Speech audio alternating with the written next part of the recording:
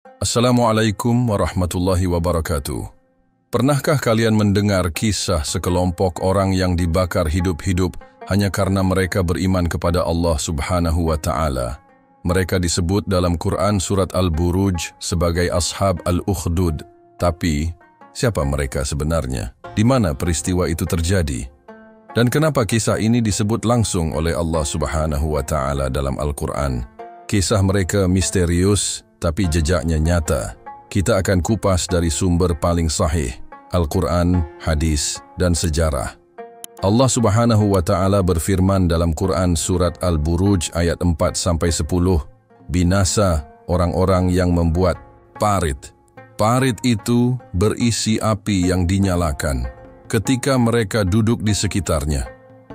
Dan mereka menyaksikan apa yang mereka perbuat terhadap orang-orang yang beriman. Mereka menyiksa kaum mukmin itu karena orang-orang mukmin tersebut beriman kepada Allah yang Maha Perkasa lagi Maha Terpuji. Ayat-ayat ini adalah inti dari kisah Ashab Al-Ukhdud.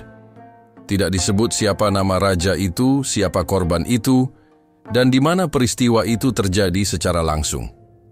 Tetapi dari sanalah tugas kita dimulai. Menggali lewat tafsir, hadis, dan catatan sejarah, para ulama Ibnu Katsir dalam tafsir Al-Quran Al-Azim menjelaskan bahwa Ashab Al-Ukhdud adalah kaum kafir yang menggali parit besar dan menyalakan api di dalamnya, kemudian melemparkan orang-orang beriman ke dalam api tersebut karena mereka tetap beriman kepada Allah Subhanahu wa Ta'ala dan menolak menyembah raja atau patung yang disembah saat itu. Dalam tafsirnya, Ibnu Katsir menegaskan bahwa para korban ini adalah orang-orang yang tidak mau murtad meski diancam dengan api. At-Tabari dalam Jami' al-Bayan fi Ta'wil Al-Quran menyebut bahwa istilah ukhdud merujuk pada parit yang panjang dan dalam. Sedangkan Na'ri Zatil Waqud menunjukkan bahwa api yang dinyalakan dalam parit itu bukan api biasa, melainkan api besar yang dipelihara dan terus diberi bahan bakar. Ini bukan pembakaran sesaat, tetapi hukuman massal yang dirancang secara sistematis. At-Tabari juga mencantumkan riwayat bahwa korban pembakaran ini adalah orang-orang Nasrani yang bertauhid dan tidak menyembah Yesus sebagai Tuhan, melainkan meyakini bahwa hanya Allah Subhanahu wa Ta'ala yang layak disembah. Qurtubi dalam Al-Jami' li Ahkam Al-Quran bahkan menyebutkan bahwa jumlah mereka yang dilempar ke dalam api mencapai ribuan. Dan para algojo menyaksikan penyiksaan itu sambil duduk santai di pinggir parit. Ini menambah gambaran betapa sadis dan tidak berperasaannya para pelaku. Mereka bukan hanya menyiksa tetapi menikmatinya.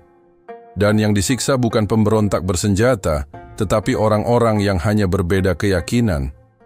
Bahkan sebagian riwayat menyebut ada seorang ibu yang membawa bayinya, dan ketika ragu untuk melompat ke dalam api, Allah Subhanahu wa Ta'ala memberi izin kepada bayi itu untuk bicara, agar ibunya tetap tabah dan melompat ke dalam parit sebagai bentuk keteguhan iman. Ini disebut dalam hadis riwayat Ahmad dan Muslim. Sementara itu, dalam hadis riwayat Muslim, terdapat kisah panjang yang disampaikan Rasulullah Shallallahu Alaihi Wasallam tentang seorang gulam atau anak muda yang menjadi perantara dakwah tauhid kepada rakyat sebuah negeri yang dikuasai Raja Zalim. Dalam cerita itu, anak muda tersebut diajari seorang rahib, kemudian mendapatkan karamah dari Allah Subhanahu wa Ta'ala, seperti menyembuhkan orang buta dan lumpuh. Ketika raja mengetahui bahwa ajaran tauhid menyebar lewat anak itu, ia memerintahkan pembunuhan massal terhadap semua orang yang mengikuti agama anak muda tersebut. Raja menggali parit besar dan membakar semua orang yang beriman kepada Tuhan anak itu. Rasulullah Shallallahu Alaihi Wasallam menutup kisah ini dengan menyebut, mereka dilemparkan ke dalam api itu dan tidak berpaling dari agama mereka.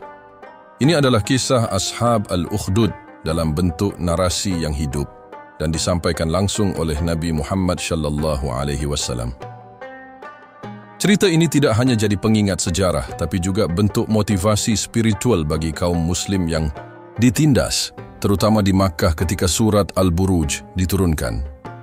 Waktu itu, Bilal bin Rabah disiksa di bawah batu panas karena mengucap Ahad. Ahad, keluarga Yasir dibunuh, dan Nabi Muhammad Shallallahu Alaihi Wasallam sendiri diancam. Maka kisah Ashab Al-Ukhdud menjadi alat penguat psikologis dan spiritual. Pesan utamanya adalah iman yang benar, lebih berharga dari nyawa, dan kemenangan bukan soal hidup di dunia, tetapi soal tetap istiqamah hingga mati. Ada hal penting lain dalam surat ini. Allah Subhanahu wa Ta'ala menyebut dirinya sebagai Zat yang maha perkasa dan maha terpuji. Ini kontras dengan raja yang zalim, yang merasa berkuasa namun sebenarnya lemah. Di sini terdapat sindiran halus dan tajam dari Allah Subhanahu wa Ta'ala. Manusia yang menyiksa orang beriman hanyalah makhluk sementara, tapi dialah pemilik langit dan bumi yang akan mengadili semuanya kelak. Ini dikuatkan lagi dalam ayat ke-10. Sesungguhnya orang-orang yang menyiksa orang mukmin dan mukminah kemudian mereka tidak bertobat, maka bagi mereka azab neraka jahanam dan azab pembakaran. Disampaikan dalam satu hadis yang sangat panjang, diriwayatkan oleh Imam Muslim dalam Syahih Muslim. Dari sinilah kita mulai mengenali siapa pelaku dan siapa korban dalam tragedi parit yang membara itu. Nabi Muhammad sallallahu alaihi wasallam bersabda, dahulu ada seorang raja yang memiliki seorang tukang sihir. Ketika si tukang sihir sudah tua, ia berkata kepada sang raja, "Aku telah tua. Kirimkan kepadaku seorang anak muda agar aku bisa mengajarkannya sihir." Maka raja mengirimkan seorang anak muda untuk belajar. Ini awal dari kisah yang dikenal sebagai kisah gulam atau kisah anak muda yang diyakini oleh para ulama sebagai bentuk penjelasan dari kisah Ashab Al-Ukhdud yang disampaikan secara simbolik dalam Quran Surat Al-Buruj. Anak muda itu yang tidak disebutkan namanya setiap hari pergi ke tempat sihir. Tapi di tengah jalan, ia bertemu dengan seorang rahib, seorang alim tauhid yang sembunyi dari penindasan. Anak itu tertarik, lalu mulai belajar kepada rahib tentang Allah Subhanahu wa Ta'ala. Ia mulai ragu terhadap sihir dan raja. Suatu hari, saat berjalan, ia melihat seekor binatang besar yang menghalangi jalan orang-orang. Ia berkata, "Hari ini aku akan tahu mana yang lebih benar, sihir atau doa kepada Allah Subhanahu wa Ta'ala." Ia mengambil batu lalu berdoa, "Ya Allah, jika ajaran rahib lebih engkau cintai daripada ajaran tukang sihir, maka bunuhlah binatang ini dengan batu ini." Lalu ia lempar dan binatang itu mati. Orang-orang kagum. Anak muda itu jadi terkenal. Ia menyembuhkan orang sakit, menyembuhkan orang buta, bahkan lumpuh. Tapi semua itu ia lakukan atas izin Allah Subhanahu wa Ta'ala, bukan karena dirinya. Ia hanya berdoa. Salah satu ajudan raja yang buta datang padanya. Ia berkata, "Aku akan beri apapun kalau kau sembuhkan mataku." Anak itu menjawab, "Aku tidak menyembuhkan, tapi Allah Subhanahu wa Ta'ala yang menyembuhkan. Jika kau beriman kepadanya, aku akan berdoa untukmu." Orang itu beriman dan sembuh. Ketika raja tahu ajudannya sembuh dan malah beriman, ia murka. Ia tangkap ajudannya lalu membunuhnya. Rahib pun ditangkap dan dibunuh dengan gergaji. Anak muda itu juga ditangkap dan dibawa ke gunung untuk dilempar dari puncak. Tapi saat sampai di atas, angin besar datang dan membinasakan para algojo. Anak itu turun sendiri dan kembali ke raja. Ia ditangkap lagi dan dibawa ke laut. Tapi kapal terbalik dan para penjaga tenggelam. Ia kembali lagi.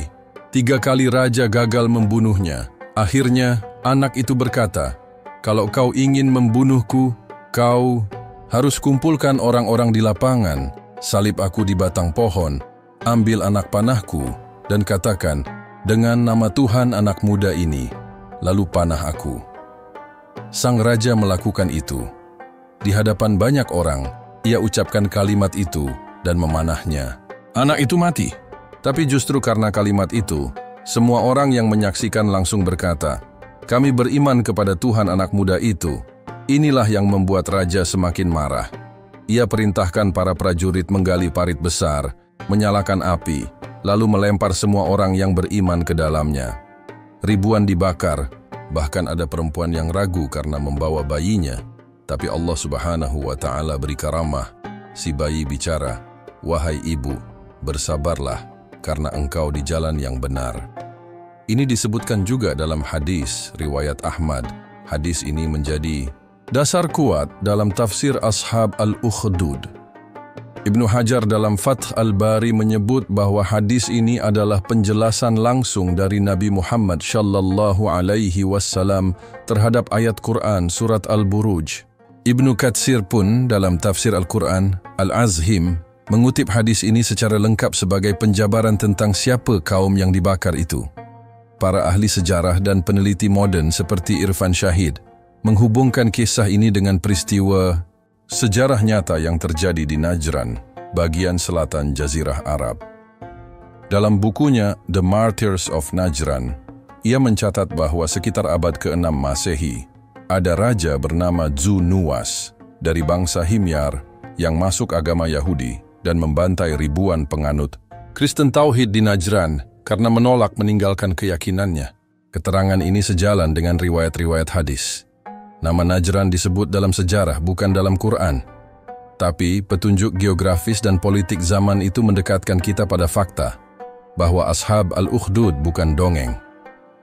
Dalam karya sejarah klasik Islam seperti Tarikh Al-Tabari dan Al-Kamil fi Al-Tarikh karya Ibn Al-Athir, disebutkan bahwa para korban pembantaian ini adalah penganut Nasrani Tauhid yang tidak menganggap Yesus sebagai Tuhan, melainkan sebagai Nabi seperti ajaran Isa alaihi salam dalam Islam. Ini penting, karena menjelaskan kenapa Allah Subhanahu wa Ta'ala menyebut mereka sebagai mukmin dalam Quran. Mereka bukan penyembah Yesus, tapi penyembah Allah Subhanahu wa Ta'ala, dan mereka hidup sebelum kenabian Nabi Muhammad sallallahu alaihi wasallam. Artinya iman mereka tetap diterima. Hadis ini meski panjang diakui oleh seluruh ulama sebagai sahih dan menjadi sumber utama dalam menjelaskan peristiwa Ashab al-Ukhdud. Bahkan Imam Nawawi dalam Syarh Muslim menegaskan bahwa kisah ini adalah contoh paling nyata tentang kekuatan dakwah yang lahir dari pengorbanan pribadi, bukan dari kemenangan militer. Satu anak muda, satu doa, satu pengakuan iman mampu mengguncang satu kerajaan. Disinilah kita memasuki lembaran sejarah nyata yang disampaikan bukan hanya oleh Al-Quran dan hadis, tetapi juga manuskrip sejarah Arab kuno dan catatan para ahli sejarah dunia. Najran adalah wilayah penting di selatan Jazirah Arab, terletak di antara pegunungan dan rute perdagangan rempah. Wilayah ini menjadi pusat penyebaran agama Nasrani Tauhid, terutama mazhab Nestorian yang menyebar ke wilayah Arab sebelum Islam datang. Ini penting karena seperti disebut dalam tafsir Ibnu Katsir, korban pembakaran dalam kisah Ashab al-Ukhdud adalah kaum Nasrani yang tidak menyembah Yesus sebagai Tuhan, tapi menyembah Allah Subhanahu wa Ta'ala semata. Mereka berada di bawah ancaman kerajaan Himyar, kerajaan lokal Yaman, yang saat itu dipimpin oleh Raja Dzu Nuwas. Dzu Nuwas adalah raja dari bangsa Himyar yang memeluk agama Yahudi. Sejarawan Muslim klasik seperti Al-Mas'udi dalam Muruj Az-Zahab menyebut bahwa Dzu Nuwas awalnya toleran, tetapi berubah ketika ia merasa bahwa kekuatan Kristen Nestorian yang berpusat di Najran terlalu condong ke Romawi dan Ethiopia. Dalam Futu al-Buldan, Al-Baladzuri menyebut bahwa Dzu Nuwas memandang Kristen sebagai ancaman politik sekaligus agama karena pengaruh mereka bisa membuka pintu masuknya dominasi asing ke selatan Arab. Maka, ia memilih menekan dengan kekerasan, pembantaian. Ini tercatat secara eksplisit dalam inskripsi batu Himyar yang ditemukan di wilayah Zafar dan Marib. Salah satu prasasti kuno bertuliskan bahwa Raja Himyar memerintahkan penghukuman terhadap orang-orang di Najran karena mereka membangkang terhadap ajaran Tuhan Israel. Ini memperkuat bahwa motif keagamaannya jelas. Tapi catatan sejarah juga mengindikasikan ada kepentingan politik yang lebih dalam. Peneliti modern Irfan Shahid dalam bukunya The Martyrs of Najran menegaskan bahwa Najran menjadi lokasi benturan tiga kekuatan besar: kekuasaan lokal Himyar, pengaruh agama Kristen dari Romawi Timur, dan tekanan militer Ethiopia yang saat itu beragama Kristen Koptik. Ketika Dzu Nuwas membakar ribuan penganut Kristen Najran yang setia pada Tauhid, hal ini dianggap sebagai ancaman terhadap seluruh komunitas Kristen di wilayah itu. Maka Ethiopia yang merasa memiliki kedekatan keagamaan dengan korban segera bertindak. Kaisar Ethiopia saat itu, Caleb, merasa pembantaian di Najran adalah penghinaan terhadap umat Kristen. Maka ia mengirim pasukan besar melintasi Laut Merah dan menyerang Yaman. Zunuwas gagal mempertahankan kekuasaannya dan akhirnya terbunuh, dengan kisah yang berbeda-beda dalam berbagai riwayat. Ada yang mengatakan ia bunuh diri dengan menunggang kuda ke laut, ada pula yang mengatakan ia dibunuh pasukan Ethiopia. Yang pasti, kekuasaan Himyar jatuh dan Ethiopia menempatkan jenderalnya sendiri sebagai penguasa. Dialah Abraha. Abraha adalah tokoh penting dalam sejarah Islam. Ia adalah jenderal Kristen yang mengambil alih Yaman atas nama Ethiopia. Tapi, ia tidak sekadar berkuasa. Ia punya ambisi besar, menjadikan Yaman sebagai pusat ziarah agama Kristen, menggantikan Makkah yang saat itu menjadi pusat perdagangan dan spiritual kaum Quraisy. Ia membangun gereja megah di Sana'a yang disebut Qulais. Tapi orang-orang Arab tetap lebih suka ke Ka'bah. Ini membuat Abraha marah. Dalam sejarah Islam, Abraha adalah tokoh utama dalam peristiwa Tahun Gajah, tahun kelahiran Nabi Muhammad Shallallahu Alaihi Wasallam. Ia menyerbu Makkah dengan pasukan gajah raksasa, tapi Allah Subhanahu wa Ta'ala menggagalkan serangan itu dengan mengirim burung-burung ababil. Ini disebut dalam Quran, surat Al-Fi'il. Tapi jika ditarik ke belakang, semua itu bermula dari satu titik, pembantaian umat beriman di Najran oleh Zunuwas. Kisah Ashab Al-Ukhdud menjadi pemantik perang agama dan kekuasaan di selatan Arab. Apa yang terlihat sebagai tragedi pembakaran ternyata bagian dari konstelasi politik yang luas. Umat Kristen Nestorian yang dibakar, beriman pada Tuhan yang Esa. Raja Yahudi yang membunuh mereka, khawatir terhadap pengaruh Romawi dan Ethiopia. Dan akhirnya, kerajaan kafir dari luar datang dengan dalih agama, tapi membawa ambisi kekuasaan. Semua peristiwa ini saling terhubung dan membentuk latar belakang geopolitik lahirnya Islam. Dalam tafsir Al-Qurtubi dan Al-Thabari, disebutkan bahwa peristiwa Ashab Al-Ukhdud bukan hanya bentuk kezaliman biasa, tapi puncak dari penindasan spiritual atas dasar keyakinan. Bahkan, Ibnu Katsir menegaskan bahwa Allah Subhanahu wa Ta'ala menyebut mereka dalam Al-Quran agar umat Islam tidak lupa bahwa penindasan itu akan selalu ada, tapi orang beriman tidak boleh gentar. Abraha sendiri tidak lama berkuasa setelah gagal menyerang Makkah. Ia menderita penyakit yang mengerikan dan tubuhnya hancur perlahan, sebagaimana disebut dalam riwayat Imam Ibnu Ishaq dan Ibnu Hisham.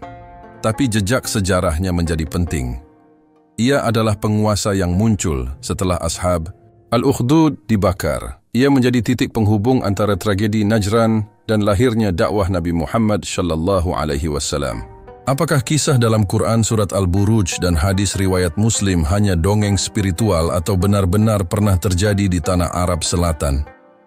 Bab ini akan menjawabnya lewat bukti-bukti fisik, batu, naskah, dan prasasti yang ditemukan di Zafar dan Marib, dua wilayah penting bekas kekuasaan Himyar. Disinilah sejarah bertemu dengan arkeologi. Penelusuran dimulai dari wilayah Zafar, ibu kota kerajaan Himyar, yang berkuasa di Yaman dari abad ke-4 sampai ke-6 Masehi. Disinilah para arkeolog menemukan banyak prasasti batu bertuliskan bahasa Sabaik dan Himyarit yang mencatat kehidupan politik dan keagamaan masa itu. Salah satu temuan paling penting adalah prasasti bertanggal 523 Masehi yang menyebut perintah langsung dari Raja Yusuf As'ar Yathar yang dikenal dalam sejarah Islam sebagai Zunuwas untuk menghukum komunitas yang dianggap membangkang terhadap agama benar, yaitu agama Yahudi versi Himyar. Peneliti dari Project Deutsche Forschungsgemeinschaft yang bekerja sama dengan para akademisi dari Universitas Heidelberg dan Universitas Sana'a melakukan dokumentasi dan pembacaan ulang prasasti-prasasti tersebut dalam laporan mereka yang dipublikasikan dalam jurnal Arabian Epigraphic Reports. Disebutkan bahwa prasasti itu tidak hanya mencatat nama raja, tetapi juga menyebut lokasi Najran sebagai pusat konflik. kata Najran disebut beberapa kali bersama dengan istilah tazakkara yang berarti menghukum atau menghabisi. Ini bukan klaim semata, tapi catatan perintah pembantaian yang ditorehkan sendiri oleh penguasa saat itu. Selain prasasti batu, ditemukan pula sisa-sisa parit besar yang terbakar di sekitar wilayah utara Najran, dengan abu dan pecahan tulang yang tidak berasal dari proses penguburan biasa.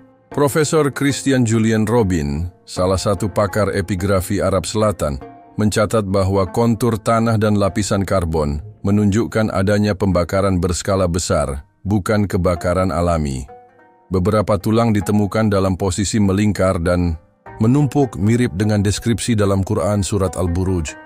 Ketika mereka duduk di sekitarnya dan menyaksikan apa yang mereka perbuat terhadap orang-orang mukmin.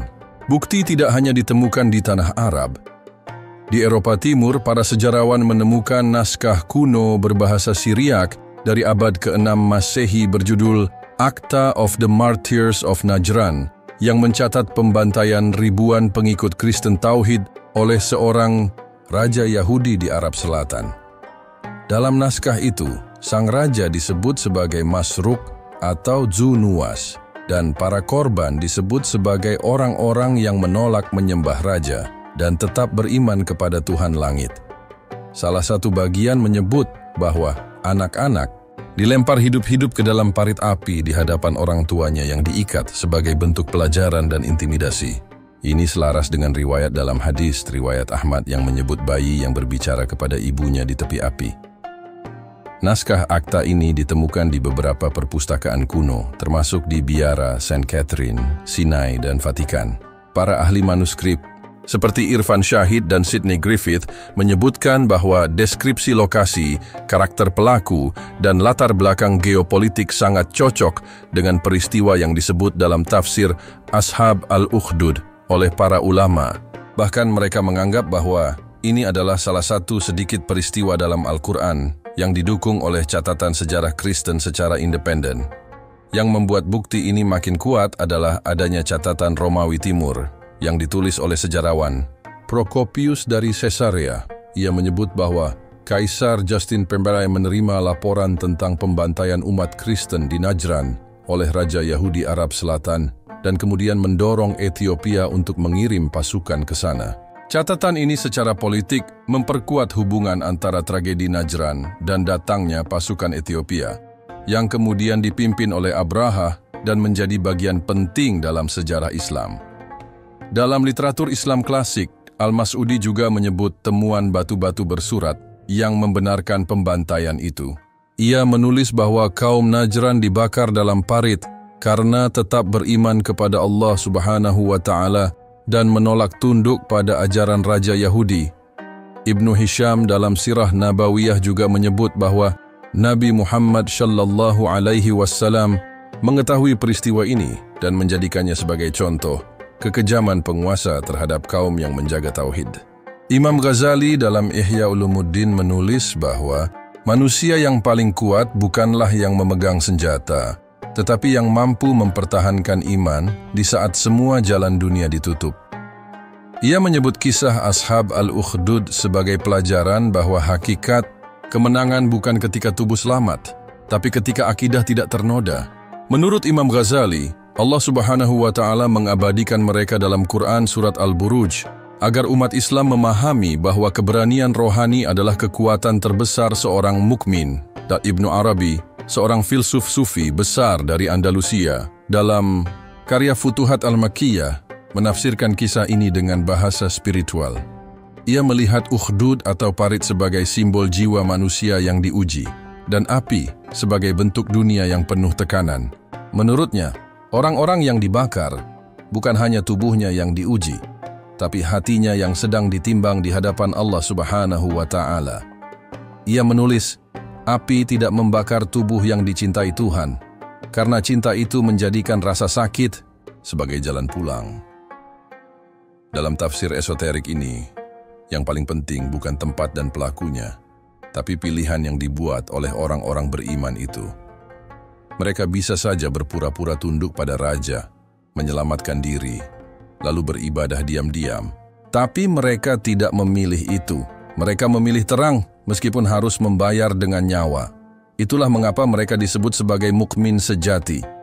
Ini dikuatkan oleh hadis riwayat Muslim tentang Ghulam yang meminta agar raja memanahnya sambil menyebut, "Dengan nama Tuhan pemuda ini." Kalimat itu adalah bentuk ikrar bahwa tidak ada Tuhan selain Allah Subhanahu wa Ta'ala, bahkan di hadapan kematian. Kisah ini hidup kembali dalam banyak ceramah para ulama dan aktivis Islam modern. Sayyid Qutbah dalam Fi Dhilalil Quran menyebut Ashab al-Ukhdud sebagai contoh konkret dari umat yang tertindas tetapi tidak hancur. Ia menulis, setiap zaman memiliki ukhdudnya sendiri. Setiap penguasa yang zalim menciptakan parit-parit untuk membakar keyakinan yang tidak tunduk. Ia menyamakan kisah ini dengan penindasan umat Islam di Palestina, Kashmir, dan wilayah minoritas lainnya, di mana keimanan menjadi alasan untuk dibungkam. Dalam ceramah-ceramahnya, Syekh Ahmad Deedat juga beberapa kali menyebut kisah ini sebagai bukti bahwa umat Islam harus bersabar dalam menghadapi tekanan dunia modern, di mana bentuk parit dan api bisa berupa sekularisasi paksa, sensor dakwah, atau fitnah terhadap ajaran Islam. Bahkan banyak aktivis Muslim di negara-negara yang melarang dakwah menjadikan kisah ini sebagai sumber kekuatan batin untuk tetap bertahan. Tapi relevansi kisah ini tidak hanya ada dalam perang atau penindasan skala besar. Ada juga ukhdud yang sunyi, yang terjadi di dalam rumah, di ruang kerja, di media sosial, atau di kampus. Ketika seseorang dihina karena mengenakan jilbab, karena menolak mengikuti arus kebebasan seksual, karena memilih jujur di tengah korupsi, karena tetap salat di saat rekan lain sibuk pesta, maka ia sedang berdiri di tepi parit. Dan jika ia tetap bertahan dalam keyakinan, maka secara spiritual, ia adalah bagian dari Ashab al-Ukhdud. Inilah sebabnya, dalam tafsir spiritual para ulama sufi menyebut bahwa kisah ini akan selalu hidup. Ia tidak akan selesai sampai hari kiamat. Selalu ada manusia yang dibakar, bukan dengan api, tapi dengan ejekan, fitnah, kehilangan pekerjaan, bahkan penyiksaan. Dan selalu ada orang-orang yang memilih untuk tetap memegang cahaya di tengah kegelapan. Al-Quran mengabadikan mereka bukan karena api yang mereka hadapi, tapi karena cahaya yang mereka pertahankan. Dalam sejarah Islam, Nabi Muhammad SAW sendiri adalah penerus semangat Ashab al-Ukhdud. Beliau tidak membawa pedang di awal dakwah. Beliau disiksa, diusir, dicaci, tapi tetap membawa tauhid. Dalam hadis riwayat Bukhari, disebut bahwa beliau bersabda, "Akan datang suatu zaman di mana orang yang memegang agamanya seperti memegang bara api." Maka kisah Ashab al-Ukhdud bukan kisah lampau. Ia adalah gambaran zaman yang akan terus berulang. Dukung terus channel Lauhul Mahfuz untuk kisah-kisah langit yang meneguhkan iman. Jangan lupa subscribe, like, dan share. Wassalamualaikum warahmatullahi wabarakatuh.